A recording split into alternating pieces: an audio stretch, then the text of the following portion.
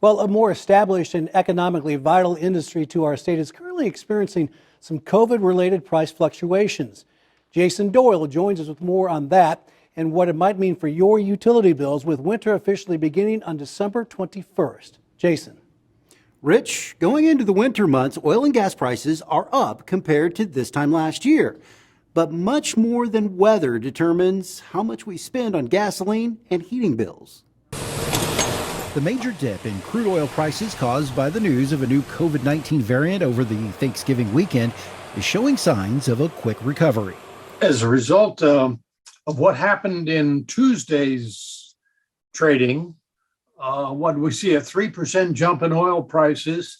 But consequently, we saw several Oklahoma energy stocks, some jumping as high as 13%. West Texas Intermediate Crude, or WTI, is priced at Cushing's Oil Storage Hub.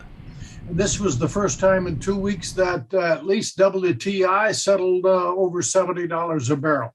You know, WTI Cushing is running 70 plus to 75 right now. That's way above the lifting cost and the break-even cost for all the shale plays in Oklahoma. And so it's doing pretty good. Despite crude oil prices rising, consumers are getting a break at the gas pump. I did some checking here. In Oklahoma, we have an average of, $2.92 a gallon. And that compares nationally to $3.90 or $3.34 a gallon. And that's a 4-cent drop nationwide over the past week. In fact, Oklahomans are paying less than our friends in surrounding states. Heating our homes will cost more this winter, but as long as the weather continues to trend warmer in Oklahoma, it shouldn't be too much more. We're going to have higher than average temperatures for Oklahoma and much of the lower 48. What that is doing is now putting less pressure on natural gas prices. Because we're just not going to have the demand out there for electricity or gas. But we're going to pay from 4 to 15% more in utility bills this year just because gas prices are higher and electricity are higher. Even as oil and natural gas prices are at a point of profitability, energy companies are holding back a bit. Because if you think about it, if my lifting costs are $50 to get a barrel of crude oil out of the ground in the shale, and the price is $70 for crude oil, I make $20.